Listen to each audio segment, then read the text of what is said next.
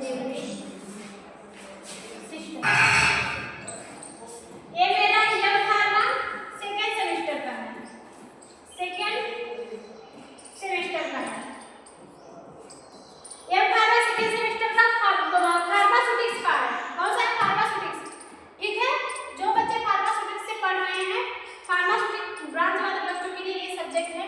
कौन सा? Molecular pharmacy, molecular pharmaceutics and pharmacokinetics, sorry molecular pharmaceutics and target drug delivery system. कौन सा subject है? Molecular pharmaceutics and targeted drug delivery system, जिसमें से मेरी यूनिट 1 चल रही है। यूनिट 1 चल रही है।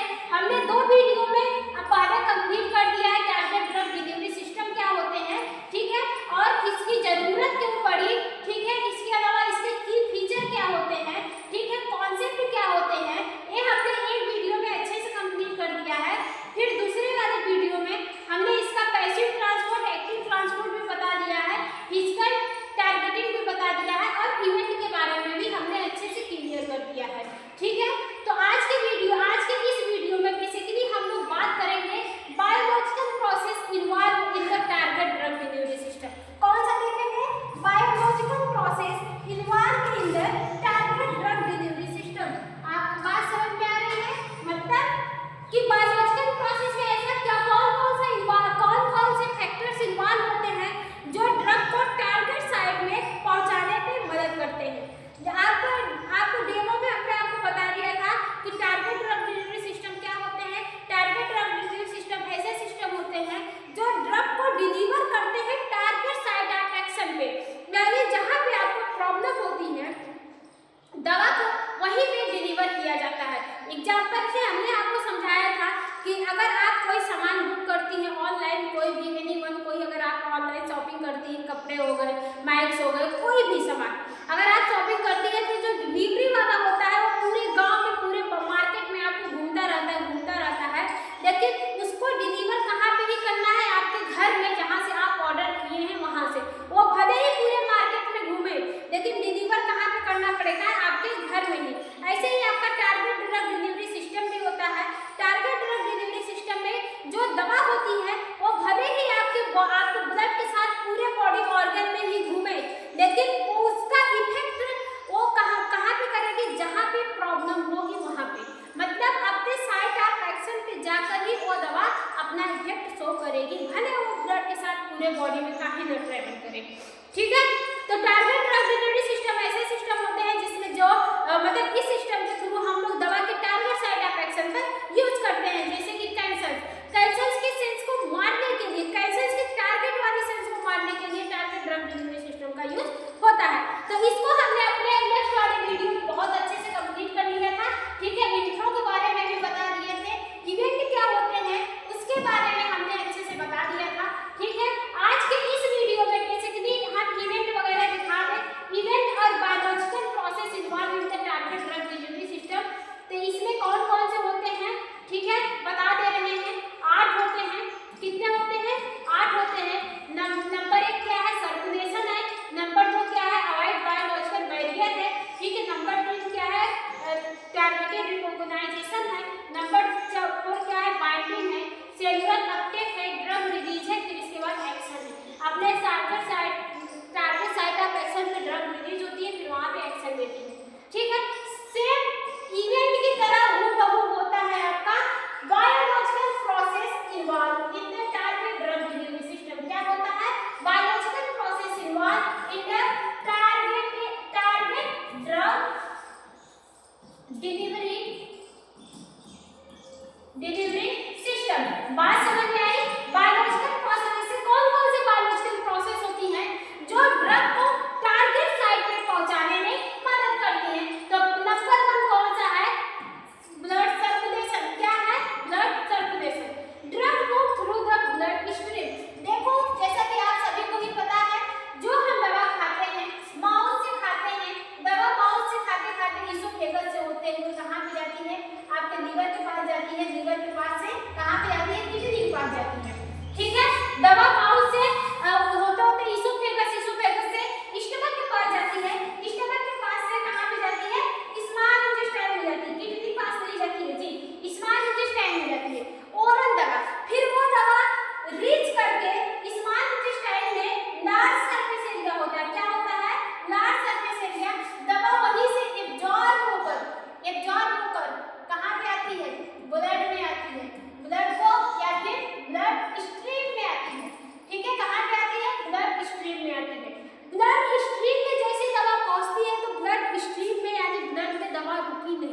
ब्लड में दवा इकट्ठा नहीं होती है, ब्लड के थ्रू वह दवा मूव करती है, जहाँ जहाँ ब्लड जाता है वहाँ वहाँ दवा भी जाती है। जैसे अगर एक पानी का बहाव नदी है, कुछ भी है, उसमें आप कोई हल्का सा कोई भी चीज डाल लीजिए, जैसे आप मतलब सब लोग ऐसा किए होंगे, कभी भी नदी के पास में बैठे हो या फिर तालाब के पास में बैठकर कुरकुरे वगैरह, टॉफी वगैरह कुछ भी खाते होंगे, या फिर कागज का ले लें, उसको खा कर क्या करते हैं, उसमें फेंक देते हैं। तो जहाँ जैसे जैसे पानी का बहाव रहता है वो चीज आपका वैसे वैसे मूव करता है, उसी तरह मूव करता है। तो वैसे आपका ड्रग भी होती है, ड्रग आपके वाटर में घुस जाती है, ड्रग जो होती है आपके ब्लड के सरफेस पर फैल जाती है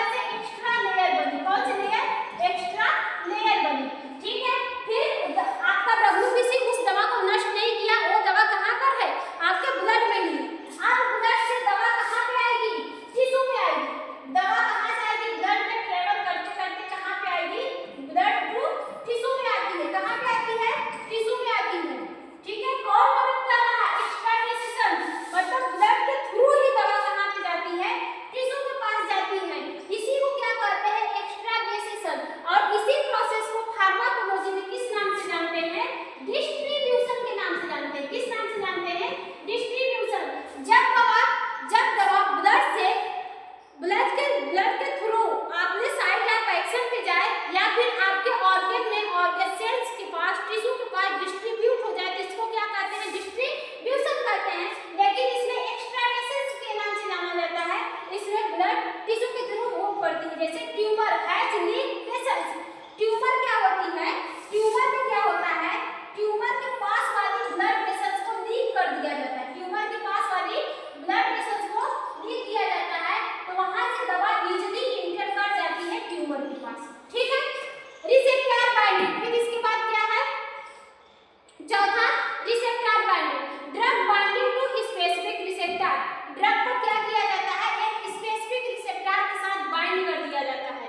ठीक है, जैसे ये हमारा ड्रग है, अब इस ड्रग को एक स्पेसिफिक रिसेप्टर के साथ क्या किया जाता है, बाइंड कर दिया जाता है, मतलब जोड़ दिया जाता है।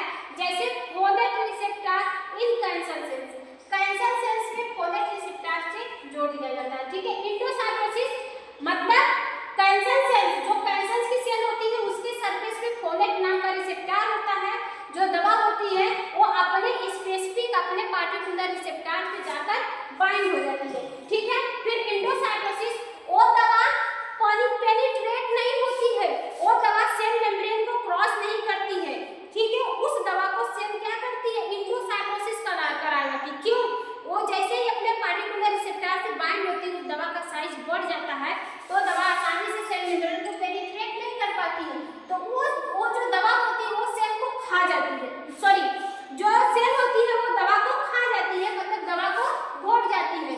ठीक है, वही बोल रहा है कि जो इंडोसाइटोसिस में क्या होता है, cell take drug inside, cell दवा को खाकर अपने अंदर पहुंचाने का काम करती है। फिर वहां पे दवा क्या होती है, रिलीज होती है, drug is release inside the cell, और दवा क्या होती है, अपने टारगेट साइट ऑफ एक्शन पे दवा रिलीज होती है।